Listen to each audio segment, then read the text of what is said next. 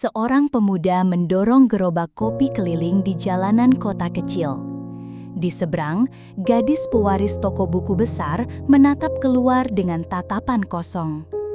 Dua dunia berbeda segera dipertemukan oleh takdir. Hujan baru saja reda sore itu.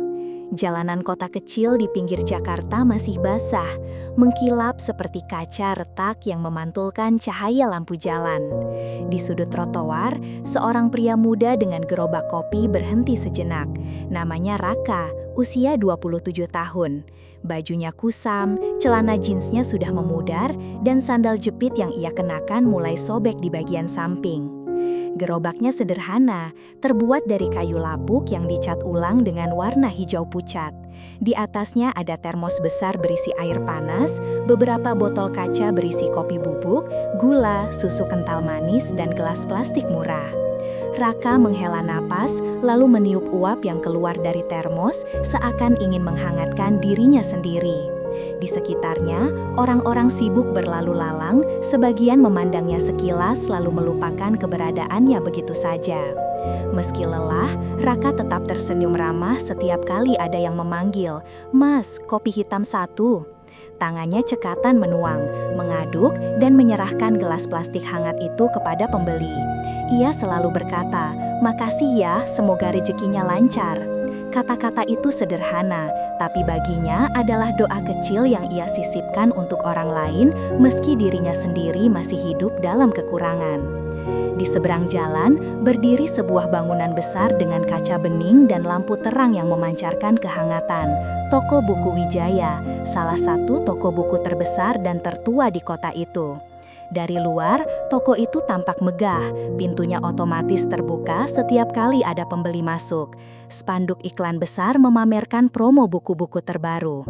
Orang-orang dari kalangan menengah ke atas sering terlihat keluar masuk, membawa kantong belanja berisi novel, majalah, dan alat tulis. Dan di lantai 2 toko buku itu, seorang gadis sedang duduk di balik meja panjang.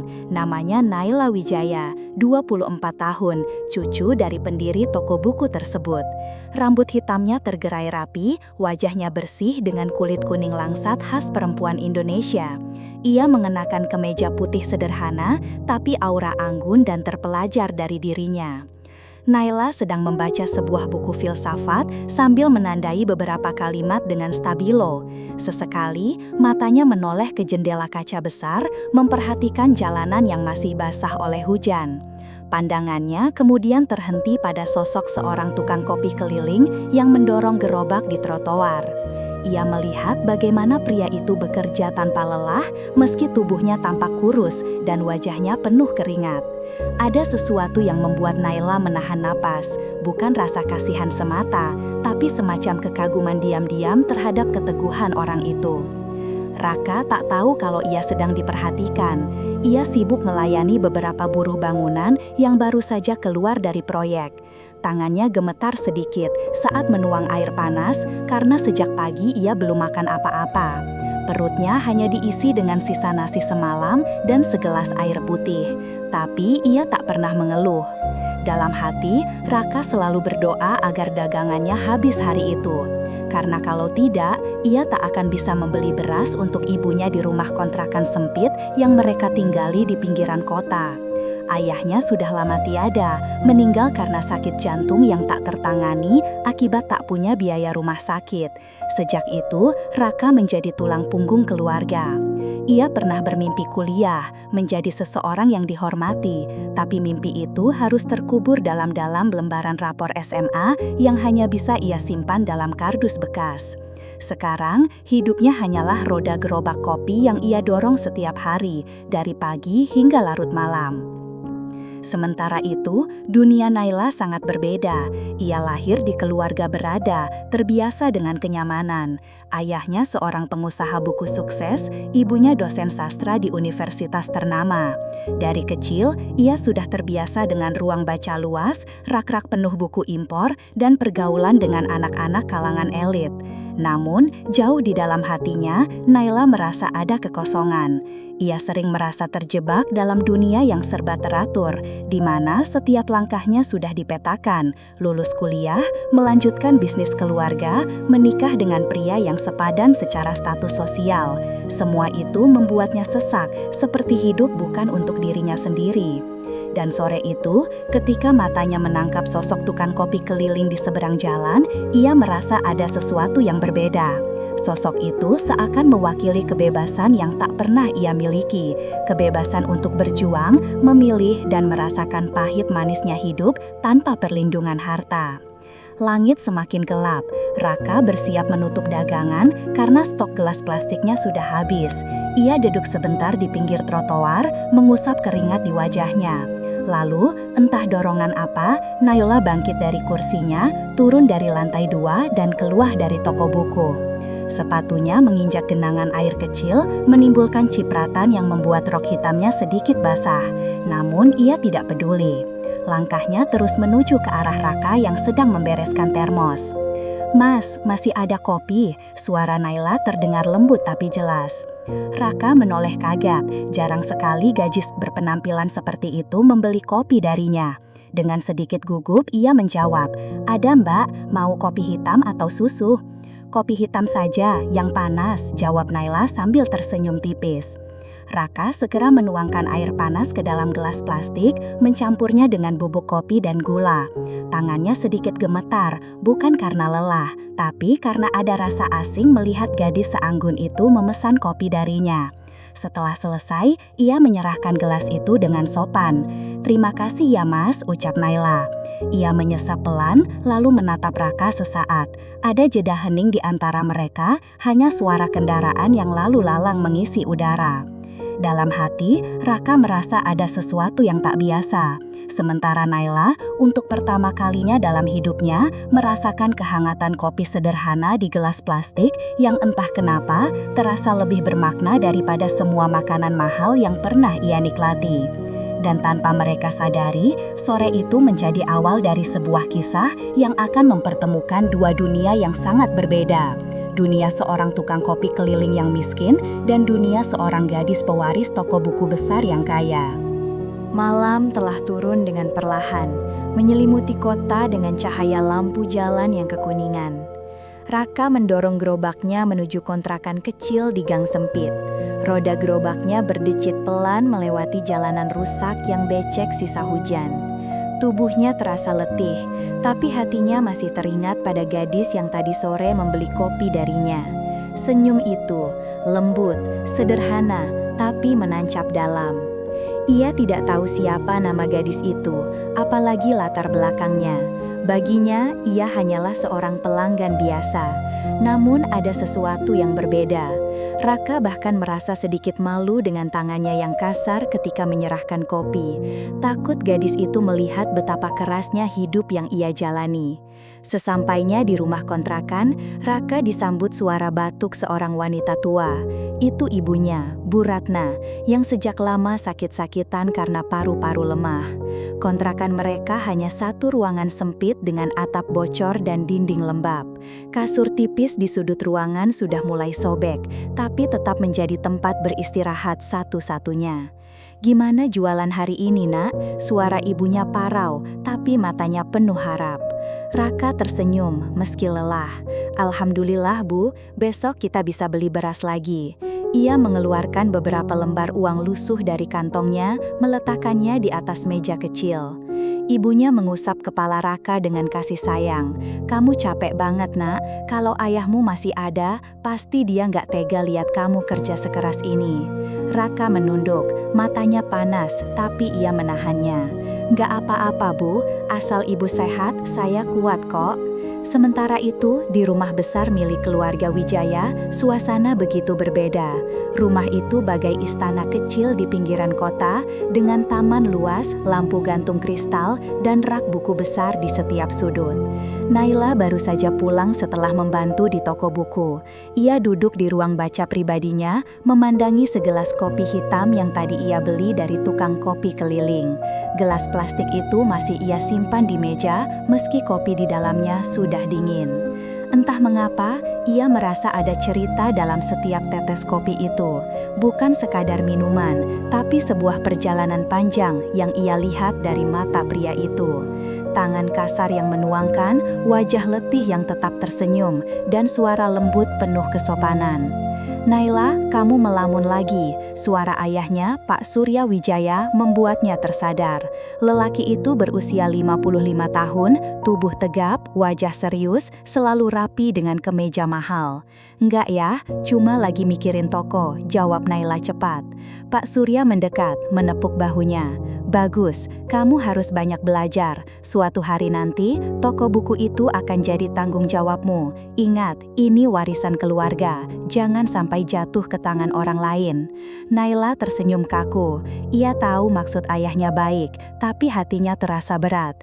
Ia ingin punya pilihan sendiri, bukan hanya meneruskan bisnis keluarga. Namun, kata-kata itu selalu menghantuinya. Warisan, tanggung jawab, status sosial. Saat malam semakin larut, Naila kembali menoleh pada gelas plastik kopi itu.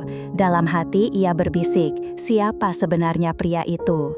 Keesokan harinya, matahari bersinar cerah. Raka sudah siap mendorong gerobaknya sejak pukul 6 pagi. Jalanan masih sepi, hanya ada ibu-ibu yang belanja sayur dan anak-anak berseragam sekolah berlarian. Ia berhenti di depan proyek bangunan, melayani para pekerja yang ingin kopi hangat sebelum mulai bekerja.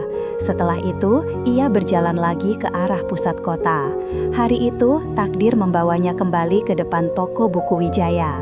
Ia memilih berhenti di trotoar seberang seperti biasa.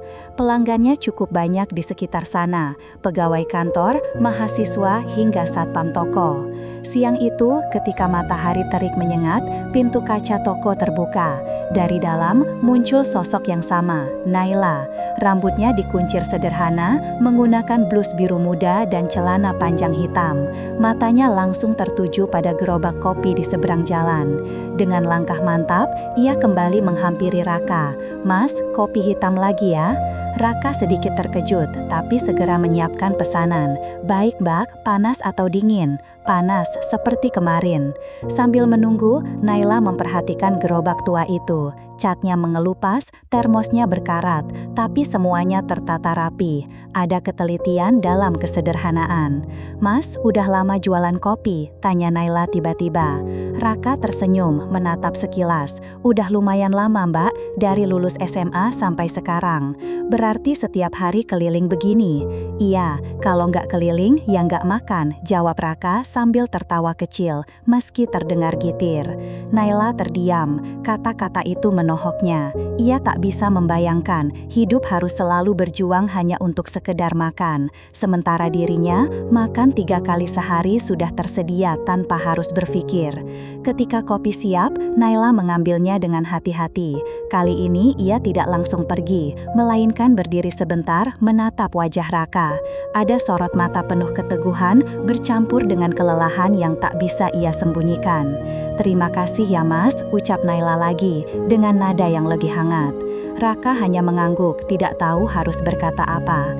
Hatinya berdebar aneh, padahal itu hanya pelanggan biasa. Namun, ada sesuatu yang membuatnya berbeda dari yang lain. Hari-hari berikutnya, kebiasaan itu berulang. Setiap kali Raka lewat di depan toko buku, Naila selalu menyempatkan diri membeli kopi darinya. Kadang ia hanya duduk di bangku depan toko sambil menyesap kopi, kadang ia kembali ke ruangannya di lantai 2. Bagi Raka, kehadiran Naila seperti cahaya kecil di tengah hidupnya yang gelap. Meski mereka hanya berbincang sebentar, itu sudah cukup membuatnya merasa dihargai sebagai manusia. Bagi Naila, kopi Raka bukan sekadar minuman, tapi sebuah jendela kecil untuk memahami dunia lain. Dunia yang penuh perjuangan, rasa sakit, tapi juga ketulusan. Namun, hubungan yang mulai tumbuh itu tak luput dari perhatian orang lain. Suatu sore, ketika Naila sedang berbincang singkat dengan Raka di depan toko, seorang pria muda berdasi datang menghampiri. Pria itu adalah Arman, anak pengusaha besar sekaligus teman dekat keluarga Wijaya. Dengan nada sinis ia berkata, "Naila, Naila, ngapain kamu ngobrol sama tukang kopi jalanan? Raka menunduk, merasa direndahkan. Naila terkejut, tapi segera menjawab tegas. Aku cuma beli kopi, men, apa salahnya? Arman tertawa kecil, menatap Raka dengan meremehkan. Ya ampun Naila, kamu pewaris toko buku besar. Masa temenan sama orang kayak gini? Nanti orang-orang salah paham loh. Wajah Raka merah, tapi ia memilih diam. Hatinya terasa perih, seolah ditusuk. Ia sudah terbiasa dihina karena kemiskinan, tapi kali ini berbeda, karena hinaan itu datang di depan Naila. Naila menatap Arman tajam. Aku nggak peduli orang mau bilang apa, aku beli kopi karena aku suka rasanya, itu aja. Arman terdiam sesaat, lalu mendengus. Ya terserah kamu, tapi ingat, kamu punya tanggung jawab sama keluarga dan nama besar Wijaya. Tanpa berkata lagi, Arman pergi meninggalkan mereka. Raka berdiri kaku, tangannya menggenggam erat sendok kecil di gerobaknya. Dalam hati ia bertanya-tanya, apakah dirinya benar-benar pantas berada di dekat gadis seperti Naila. Sementara Naila, meski tersenyum menenangkan, aslinya hatinya sedang bergetar hebat. Ia sadar, hubungan sekecil apapun dengan Raka akan selalu dipandang rendah oleh orang-orang di sekelilingnya. Dan sore itu, kopi di antara mereka bukan hanya sekadar minuman. Ia menjadi simbol pertemuan dua dunia dan juga awal dari konflik yang akan menguji hati mereka. Hujan deras mengguyur kota malam itu. Raka mendorong gerobaknya dengan tubuh kuyup, meski ia sudah menutup kepala dengan plastik bekas. Jalanan licin, lampu kendaraan berkilauan di genangan air. Gerobaknya berguncang ketika melewati jalan berlubang, dan beberapa botol kopi hampir terjatuh. Raka menggertakkan giginya. Bertahan sedikit lagi, gumamnya. Ia tahu kalau pulang dengan gerobak penuh, berarti besok ia tak bisa beli beras untuk ibunya. Maka, meski hujan, ia tetap bertahan. Di ujung jalan, ia berhenti di depan sebuah halte. Ada beberapa orang berteduh, wajah-wajah letih para pekerja yang baru pulang. Dengan suara lantang tapi ramah, Raka menawarkan, kopi panas, kopi susu, siapa mau hangat malam-malam begini? Beberapa orang mendekat, uap kopi mengepul bercampur dengan aroma tanah basah. Raka melayani mereka satu persatu, senyumnya tetap terjaga meski tubuhnya menggigil. Namun, di balik senyumnya, ada luka yang tersembunyi. Hatinya masih tergores oleh kata-kata Arman tempo hari. Kata-kata yang membuatnya sadar betapa jauhnya jarak antara dirinya dan Naila. Di sisi lain, malam itu, Naila duduk di balkon rumah besar keluarganya. Hujan turun deras, membasahi pohon-pohon di halaman. Tangannya memegang buku, tapi matanya kosong, pikirannya melayang. Ia masih teringat pada kejadian sore itu, ketika Arman merendahkan Raka. Ia marah, bukan hanya pada Arman, tapi juga pada kenyataan bahwa dunia benar-benar terbagi. Orang seperti dirinya dianggap terlalu tinggi untuk sekadar bergaul dengan tukang kopi keliling. Ibunya, Bu Laras, masuk ke balkon membawa secangkir teh hangat. Naila, kenapa murung? Biasanya kalau hujan begini kamu senang baca buku. Naila menoleh, tersenyum tipis. Gak apa-apa, Ma, cuma lagi mikir aja. Bu Laras duduk di sampingnya. Mikirin apa? Kalau tentang toko, gak usah khawatir. Papa sama karyawan sudah urus semuanya. Kamu tinggal belajar sedikit demi sedikit. Naila menghela napas. Ma, kalau aku punya teman dari kalangan biasa, apa itu masalah? Pertanyaan itu membuat Bu Laras terdiam. Kalangan biasa, maksudmu orang seperti apa? Ya, misalnya tukang kopi keliling, jawab Naila lirih. Wajah Bu Laras berubah. Naila, kamu ini ngomong apa? Kamu anak keluarga Wijaya, kamu harus jaga nama baik. Bukan berarti kita merendahkan orang kecil, tapi kamu nggak bisa sembarangan bergaul, orang bisa salah paham. Jadi, kalau aku cuma ngobrol sama tukang kopi pun salah? Naila, dunia ini kejam, orang akan menilai. Kamu harus hati-hati, ucap Bu Laras lembut tapi tegas. Naila menunduk, hatinya sesak. Ia merasa seperti hidup di dalam kurungan emas, terlihat indah dari luar, tapi menyesakkan dari dalam. Hari-hari berikutnya berjalan dengan pola yang sama. Raka tetap berjualan, Naila tetap sesekali membeli kopi darinya. Mereka berbincang singkat, berbagi senyum kecil, seakan dunia di sekitar mereka tidak ada. Namun, gosip mulai menyebar. Beberapa karyawan toko buku berbisik-bisik ketika melihat Naila berdiri lama di dekat gerobak kopi. Satpam toko mengeringit, bahkan Arman kerap muncul dengan wajah penuh sindiran.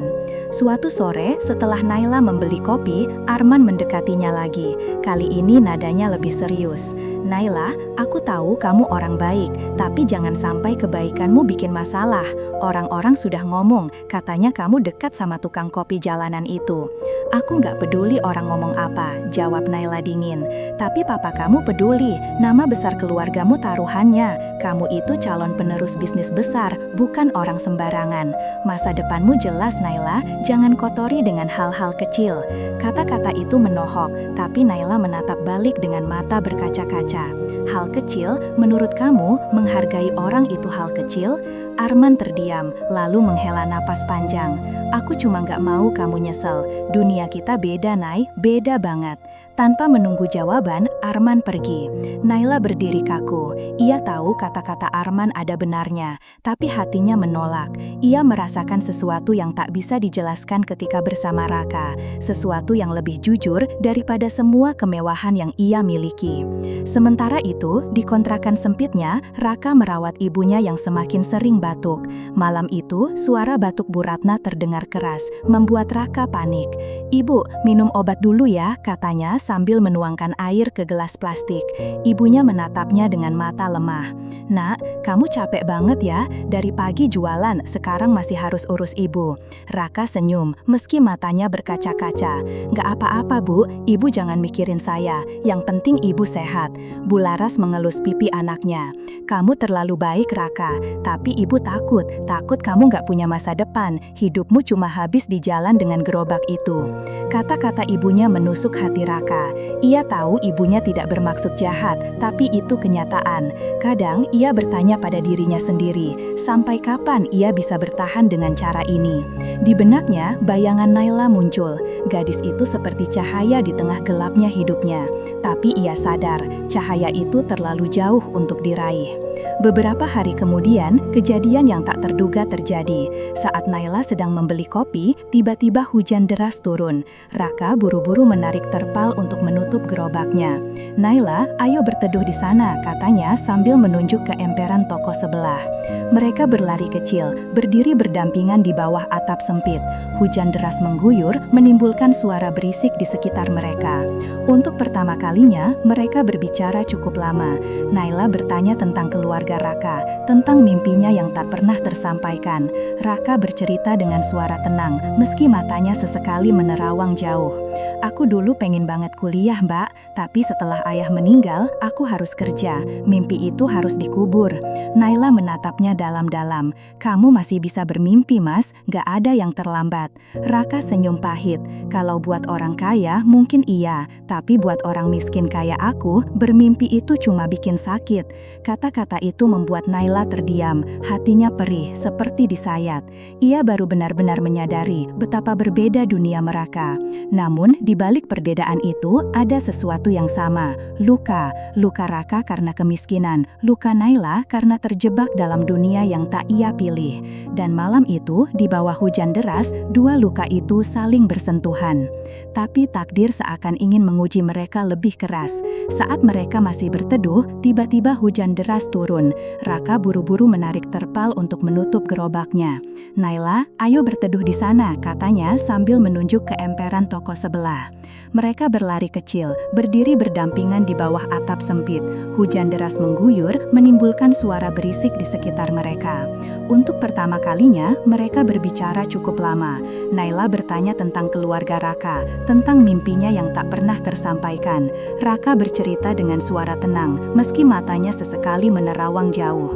"Aku dulu pengen banget kuliah, Mbak, tapi setelah ayah meninggal, aku harus kerja. Mimpi itu harus dikubur." Naila menatapnya dalam-dalam. "Kamu masih bisa bermimpi, Mas, gak ada yang terlambat." Raka senyum pahit. "Kalau buat orang kaya, mungkin iya, tapi buat orang miskin kayak aku, bermimpi itu cuma bikin sakit." Kata-kata itu membuat Naila terdiam, hatinya perih, seperti disayat. Ia baru benar-benar menyadari betapa berbeda dunia mereka.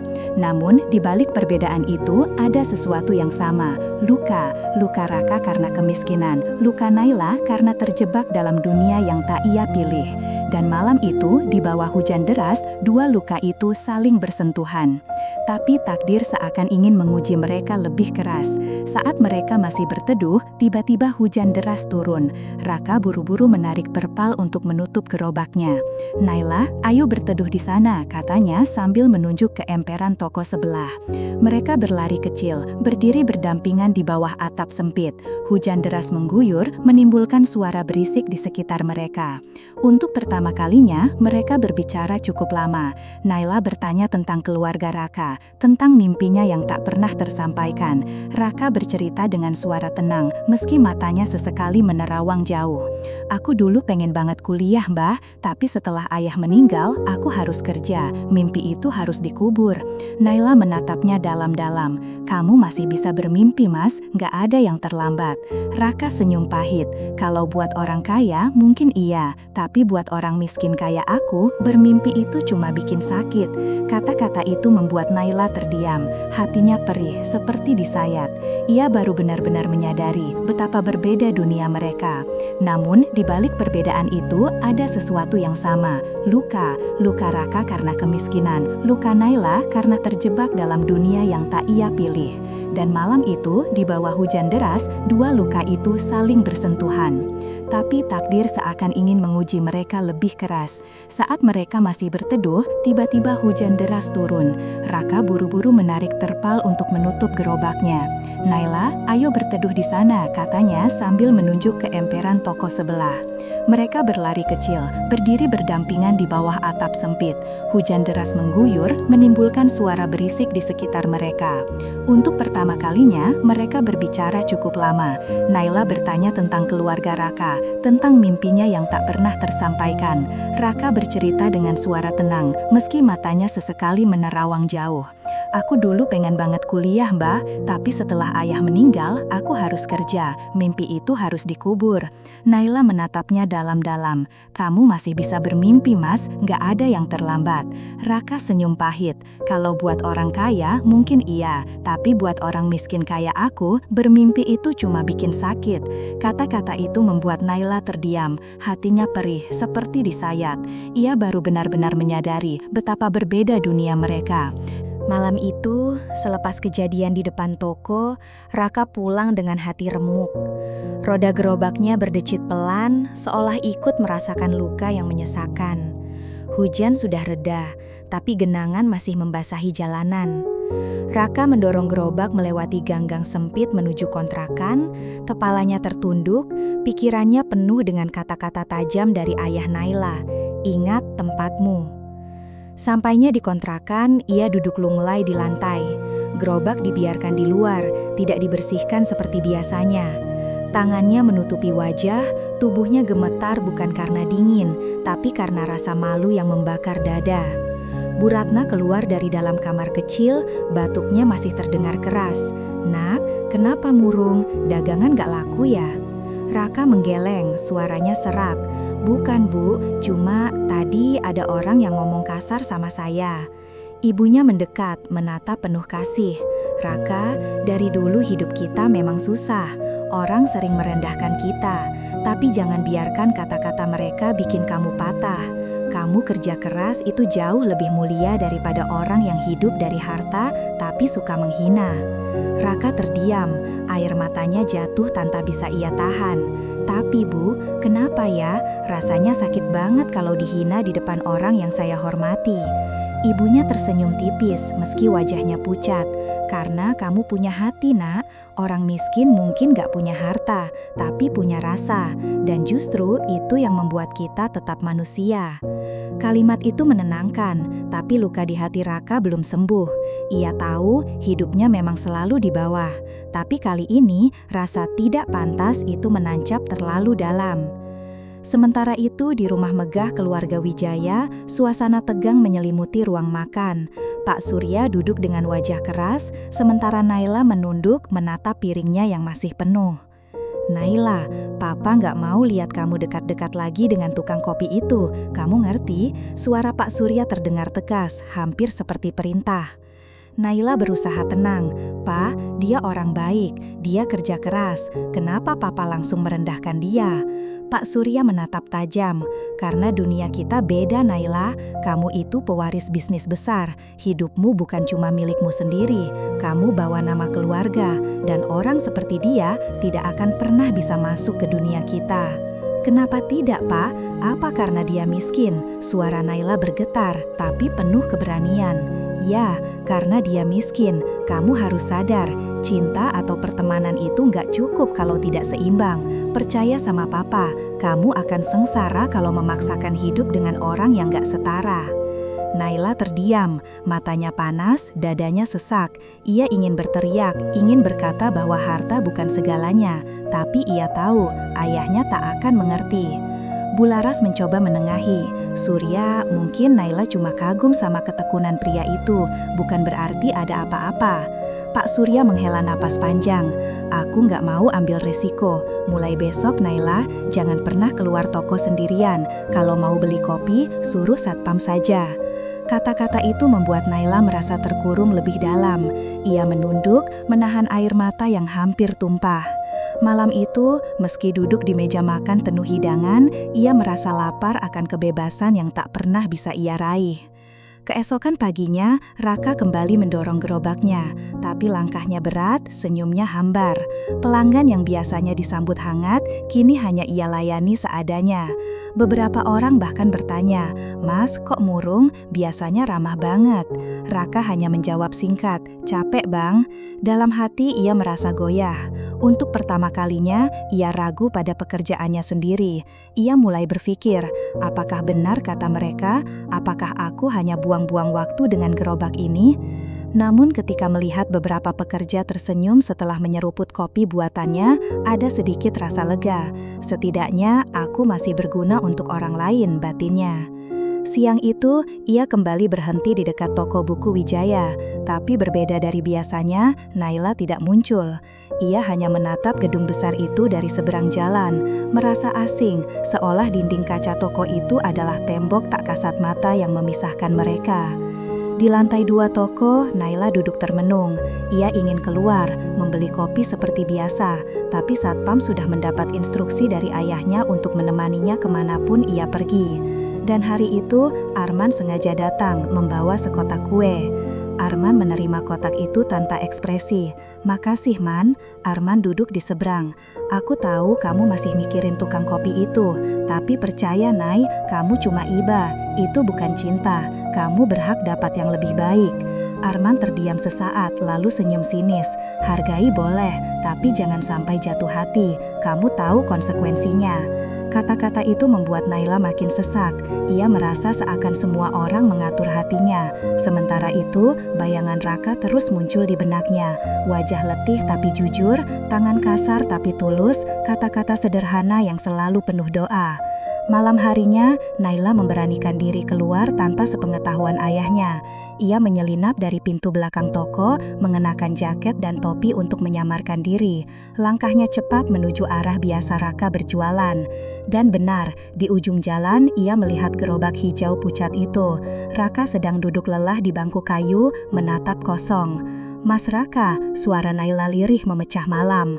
Raka terlonjak lalu berdiri. "Mbak Naila, ngapain malam-malam begini?" Naila mendekat, senyum kecil di wajahnya. "Aku kangen kopi buatan Mas." Raka terdiam, menatapnya lama. Ada rasa hangat menyusup ke hatinya, bercampur dengan rasa takut. "Mak, sebaiknya jangan sering kesini. Saya nggak mau Mbak kena masalah karena saya." "Aku nggak peduli masalah. Yang aku peduli, aku bisa ngobrol sama orang yang jujur kayak Mas," ucap Naila tulus. Raka menunduk, hatinya bergejolak. Ia ingin berkata bahwa ia juga merasakan hal yang sama, tapi bayangan wajah Pak Surya muncul dengan kata-kata tajamnya, "Ingat tempatmu." "Mbak, dunia kita beda. Saya cuma tukang kopi. Mbak pantas dapat yang lebih baik." Naila menatapnya, matanya berkaca-kaca. "Apa salahnya kalau aku cuma ingin ditemani, Mas? Aku capek hidup dengan aturan orang lain, Mas. Sama kamu, aku aku bisa jadi diriku sendiri. Hening menyelimuti malam itu, hanya suara jangkrik dan angin yang berhembus pelan. Raka menggenggam erat sendok kecil di tangannya. Hatinya berteriak, tapi bibirnya hanya mampu berucap lirih, "Makasih, Mbak." Dan di balik senyum tipis yang ia tunjukkan, tersembunyi luka yang semakin dalam. Luka karena mencintai sesuatu yang terasa mustahil.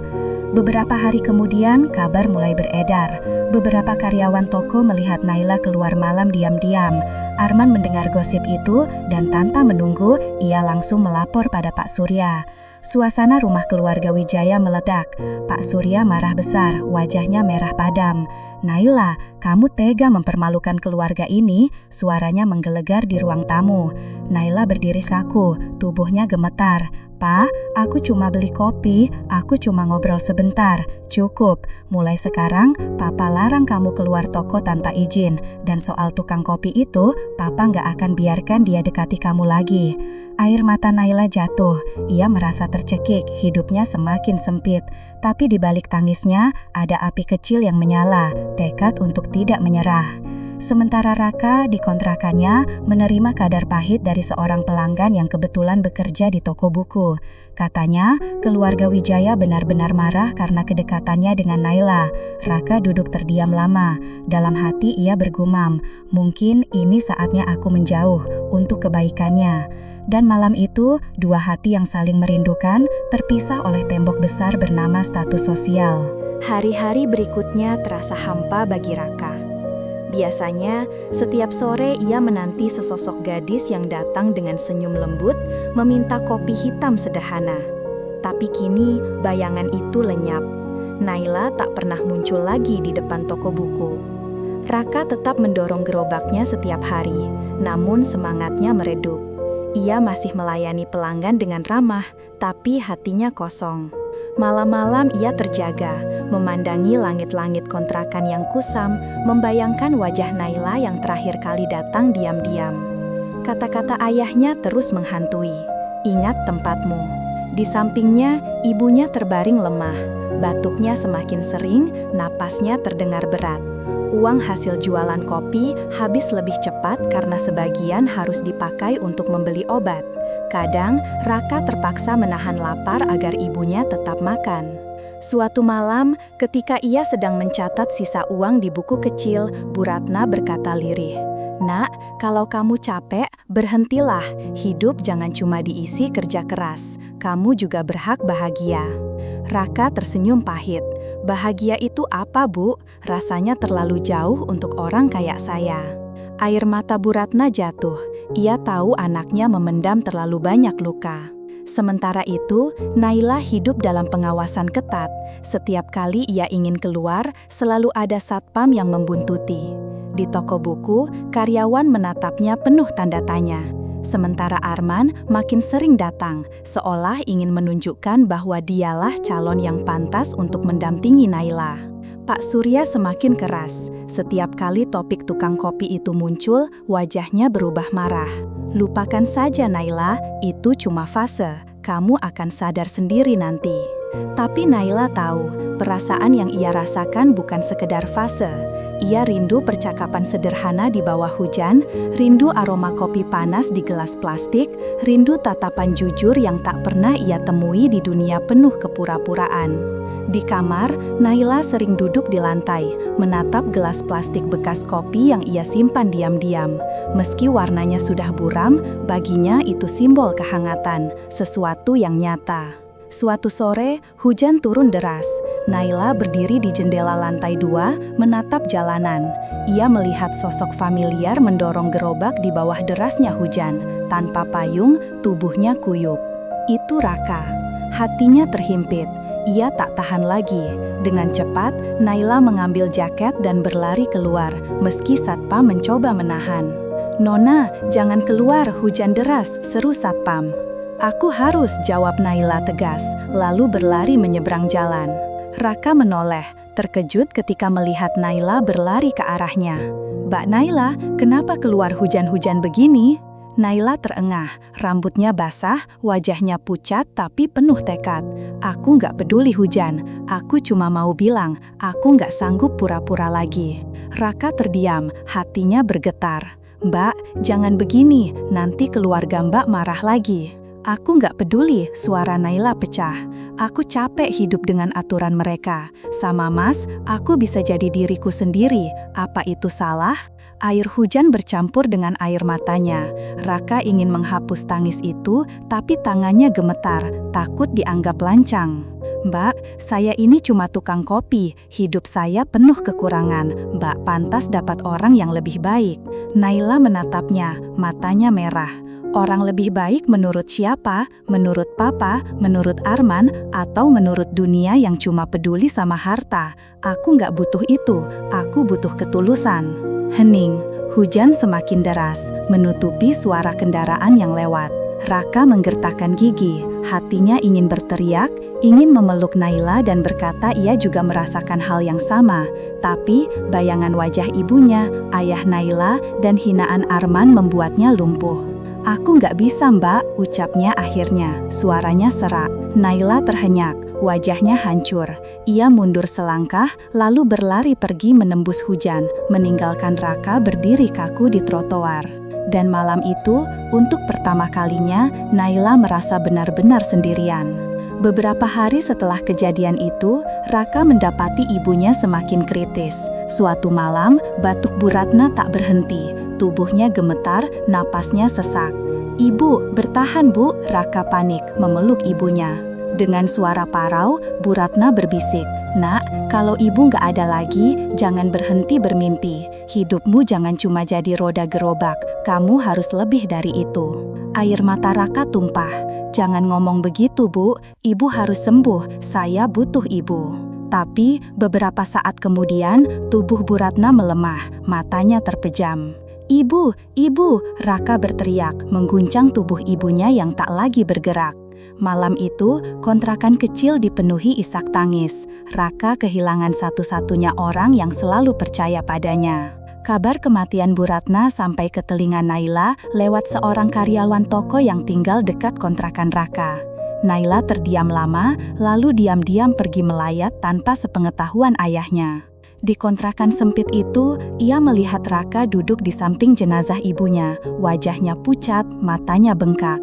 Gerobak kopi terparkir di luar, basah oleh hujan, seolah ikut berduka. Naila mendekat pelan, lalu duduk di samping Raka. "Mas, aku ikut berduka." Raka menoleh, matanya kosong. "Makasih Mbak, ibu saya selalu bilang, jangan berhenti bermimpi. Tapi sekarang, saya bahkan gak tahu harus hidup buat siapa." Naila menggenggam tangannya, sesuatu yang belum pernah ia lakukan sebelumnya. Raka menatapnya, matanya merah. Air matanya kembali jatuh, tapi kali ini bercampur dengan rasa hangat yang sulit dijelaskan.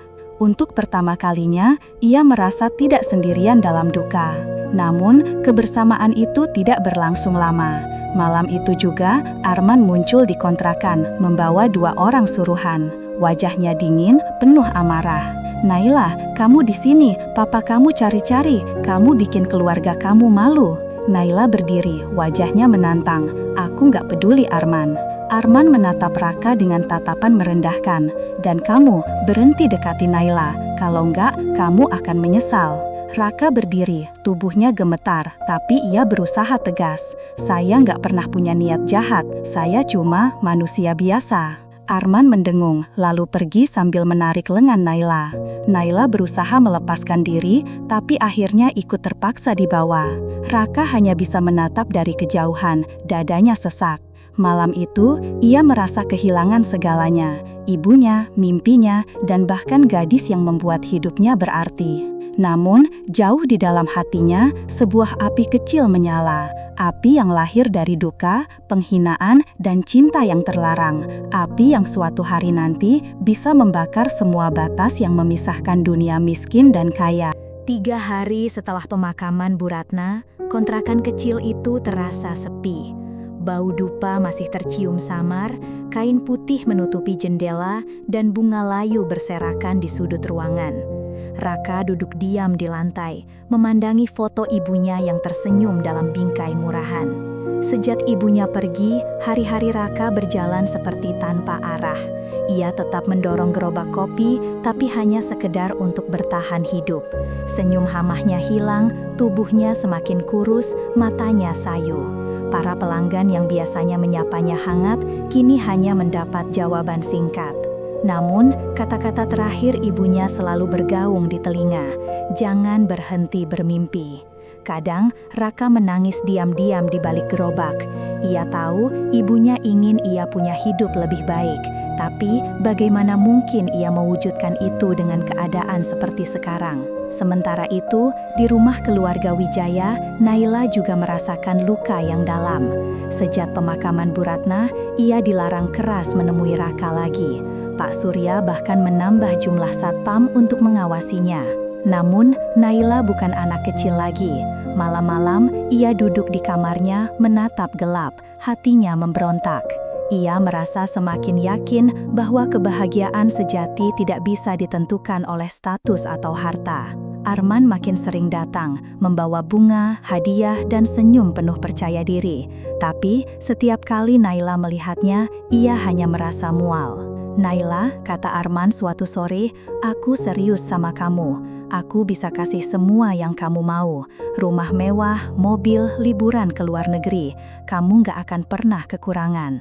Naila menatapnya dingin. "Apa kamu bisa kasih ketulusan?" Arman terdiam lalu tertawa kecil. "Ketulusan gak bisa bikin hidup nyaman, Naila. Yang bikin hidup nyaman itu uang dan status. Kamu pasti sadar suatu hari nanti." Naila memalingkan wajah.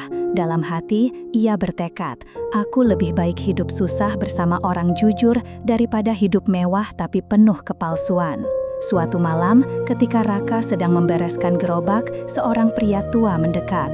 Ia adalah Pak Darto, tetangga lama yang sudah seperti paman bagi Raka. "Raka," katanya, "kamu jangan terus-terusan murung. Ibumu pasti nggak tenang lihat kamu begini." Raka menunduk. "Saya nggak tahu harus ngapain lagi, Pak. Hidup rasanya berhenti." Pak Darto menghela napas. "Kamu anak baik, Raka. Kamu punya sesuatu yang orang lain gak punya, ketekunan. Jangan sia-siakan itu. Kalau kamu mau, saya bisa kenalin ke kenalan saya. Dia butuh orang buat bantu di kedai kopi kecil. Mungkin ini jalan buatmu belajar lebih banyak." Raka menatapnya, ada secercah cahaya di matanya. "Kedai kopi?" "Iya, kopi bukan cuma jualan di gerobak. Kalau kamu serius, siapa tahu bisa lebih besar." Malam itu, untuk pertama kalinya sejak ibunya tiada, hati Raka merasa ada harapan kecil. Beberapa minggu berlalu, Raka mulai membantu di kedai kopi sederhana milik teman Pak Darto. Ia belajar banyak, cara meracik kopi lebih beragam, cara melayani pelanggan dengan lebih profesional, hingga cara mengatur keuangan. Meski masih tetap mendorong gerobak di pagi hari untuk memenuhi kebutuhan sehari-hari, sore harinya ia bekerja di kedai itu. Tubuhnya lelah, tapi ada semangat baru yang tumbuh. Namun, bayangan Naila tetap menghantuinya. Setiap kali ia menuang kopi, ia teringat pada senyum gadis itu. Setiap kali ia mendengar hujan turun, ia teringat pada percakapan di bawah atap sempit. Di sisi lain, Naila semakin berani melawan. Suatu malam, ia menyelinap keluar rumah lewat jendela kamar. Dengan langkah cepat, ia menuju kedai kecil tempat Raka bekerja. Ia mendengar kabar itu dari salah satu pelanggan setia kedai. Saat tiba, ia melihat Raka sedang sibuk melayani pelanggan. Wajahnya lelah, tapi ada kesungguhan yang memancar. "Mas Raka," suara Naila membuat Raka terhenti. Ia menoleh, terkejut, hampir menjatuhkan gelas di tangannya. "Mbak Naila, gimana bisa sampai sini? Ini bahaya." Naila tersenyum tipis. "Aku harus ketemu kamu. Aku kangen." Raka terpaku. Kata-kata itu sederhana, tapi hatinya bergetar hebat. "Mbak, kalau ketahuan keluarga Mbak..." "Aku nggak peduli, Naila," Putra terpotong. "Aku udah capek dikurung. Aku mau hidup sesuai pilihanku. Dan pilihanku tetap ingin ada di dekat kamu." "Hening." Raka menatapnya lama, lalu menunduk. "Saya nggak bisa kasih banyak, Mbak. Saya cuma bisa kasih kejujuran." "Itu yang aku cari," jawab Naila lirih. Air mata hampir jatuh dari mata Raka. Untuk pertama kalinya, ia merasa ada seseorang yang benar-benar melihat dirinya, bukan sekedar tukang kopi. Namun, kebahagiaan itu tak berlangsung lama. Arman, yang sejak lama mencurigai Naila, mengikuti gerak-geriknya. Malam itu, ia mendatangi kedai bersama dua temannya. Nah, ternyata benar, suara Arman lantang, membuat semua orang menoleh. Pewaris toko buku Wijaya ternyata nongkrong di kedai kopi murahan bersama tukang kopi jalanan. Raka berdiri kaku, wajahnya menegang. Naila berbalik, wajahnya pucat tapi berani. Arman, kamu gak punya hak ngatur hidupku. Arman tertawa dingin. Aku gak perlu punya hak. Papa kamu sudah percayakan masa depanmu ke aku, dan kamu malah buang-buang waktu sama orang kayak dia. Ia menatap Raka dengan jijik.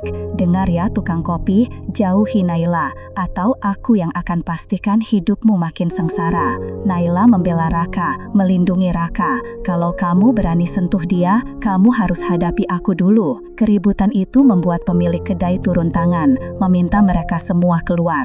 Malam itu, Naila kembali dipaksa pulang dengan kasar oleh Arman. Sementara Raka hanya bisa berdiri kaku, hatinya terbakar. Sepulangnya, Raka duduk lama di depan kontrakan. Tangannya mengepal, matanya menatap langit. Ibu, saya janji, saya nggak akan biarin orang terus hina saya. Saya harus bangkit, bukan cuma buat saya, tapi juga buat Naila. Dan di malam sunyi itu, lahirlah tekad baru dalam diri Raka. Tekad untuk membuktikan bahwa seorang tukang kopi keliling juga bisa berdiri sejajar dengan mereka yang lahir kaya. 3 bulan telah berlalu sejak malam ketika Arman mempermalukan Raka di kedai kopi. Waktu yang singkat itu cukup untuk mengubah banyak hal. Raka, yang dulunya hanya mendorong gerobak kopi keliling, kini mulai dipercaya mengelola sebagian kedai milik kenalan Pak Darto. Ia belajar banyak, dari cara membuat espresso dengan mesin sederhana, meracik cappuccino, hingga menghitung modal dan keuntungan harian. Meski masih jauh dari kata mapan, ada kemajuan yang ia rasakan. Ia masih berjualan dengan gerobak setiap pagi, tapi kini gerobaknya lebih rapi, catnya baru, bahkan ia menempelkan papan kecil bertuliskan kopi rakyat. Beberapa pelanggan tetap tersenyum bangga melihat perubahan itu. Namun di balik semua perkembangan itu, hati Raka tetap gelisah. Ia masih sering teringat pada Naila, wajahnya, tawanya, keberaniannya melawan Arman. Tapi sejak malam itu, mereka jarang bertemu. Naila semakin dijaga ketat oleh keluarganya. Di rumah megah keluarga Wijaya, Naila hidup seperti burung dalam sangkar emas. Pak Surya semakin keras, Bu Laras lebih sering diam, sementara Arman semakin agresif. Suatu malam, Pak Suryan memanggil Naila ke ruang kerja. Dengan suara tegas, ia berkata, "Naila, Papa sudah bicara dengan keluarga Arman. Sebulan lagi kalian akan resmi bertunangan." Naila terkejut, wajahnya pucat. "Pa, aku nggak mau." "Kamu nggak punya pilihan," jawab Pak Surya dingin. "Ini bukan cuma soal kamu, ini soal keluarga, bisnis, nama besar kita. Arman adalah pasangan yang sepadan." Air mata menggenang di mata Naila. "Kenapa Papa nggak pernah tanya apa yang aku mau? Kenapa hidupku harus selalu ditentukan orang lain?" Pak Surya mengetuk meja keras. "Karena dunia ini kejam, Naila. Kalau kamu salah memilih, kamu akan hancur. Papa nggak mau itu terjadi." Naila berlari keluar ruangan, menangis. Malam itu, untuk pertama kalinya, ia benar-benar berpikir untuk meninggalkan rumah. Keesokan harinya, kabar pertunangan Naila dan Arman beredar luas. Toko buku Wijaya bahkan memasang spanduk ucapan selamat dari mitra bisnis. Semua orang membicarakan itu. Raka mendengar kabar itu dari salah satu pelanggan setianya. Saat itu ia sedang menuang kopi, tapi tangannya gemetar hingga hampir menumpahkan air panas. "Mas, nggak apa-apa?" tanya pelanggan itu. Raka tersenyum kaku. "Nggak bang, cuma kaget aja." Tapi setelah pelanggan pergi, Raka duduk lama di bangku kecil. Dadanya sesak. Jadi benar dia akan menikah dengan Arman. Ia ingin marah, ingin berteriak, tapi lebih dari itu, ia merasa tak berdaya. Baginya Naila adalah cahaya, tapi cahaya itu seolah semakin jauh. Namun di lubuk hatinya, ada suara kecil berbisik, kalau kamu diam saja, kamu akan kehilangan segalanya. Kalau kamu berani, mungkin masih ada harapan. Malam itu, Naila berhasil keluar dari rumah lewat pintu belakang. Dengan langkah cepat, ia menuju kedai kopi tempat Raka bekerja. Saat sampai, ia menemukan Raka sedang menutup kedai, wajahnya murung. "Mas Raka," panggilnya lirih. Raka terlonjak lalu menoleh. "Mbak Naila, kenapa keluar malam-malam?" Naila mendekat, matanya berkaca-kaca. "Mas, mereka mau paksa aku tunangan sama Arman. Aku nggak sanggup." Raka menunduk, dadanya perih. "Mbak, mungkin itu yang terbaik. Saya nggak bisa kasih apa-apa." Naila menggenggam tangannya erat. "Aku nggak butuh harta, Mas. Aku cuma butuh ketulusan. Dan aku tahu cuma kamu yang bisa kasih itu." Raka terpaku, air matanya jatuh. "Tapi dunia kita beda, Mbak. Saya cuma tukang kopi." Naila menatapnya dalam. "Kalau cinta harus tunduk sama dunia, itu bukan cinta namanya. Mas, aku rela ninggalin semuanya, asal bisa jalan sama kamu." Kata-kata itu menusuk hati Raka. Untuk pertama kalinya, ia merasakan keyakinan besar. Ia menggenggam tangan Naila balik, matanya penuh tekad. "Kalau begitu, kita harus berani." Namun langkah mereka tidak mudah. Malam itu juga, Arman yang sejak lama mengawasi, datang bersama beberapa orang suruhan. Ia berdiri di depan kedai, wajahnya merah padam. "Ketemu lagi kita," katanya dingin. "Naila, pulang. Dan kamu, tukang kopi, siap-siap hancur." Raka berdiri di depan Naila, tubuhnya gemetar tapi matanya tajam. "Saya nggak akan biarin kamu sentuh dia." Arman tertawa sinis. "Berani juga kamu ya, lupa siapa dirimu." Keributan itu menarik perhatian orang sekitar. Beberapa pelanggan kedai keluar, bahkan pemilik kedai ikut berdiri di sisi Raka.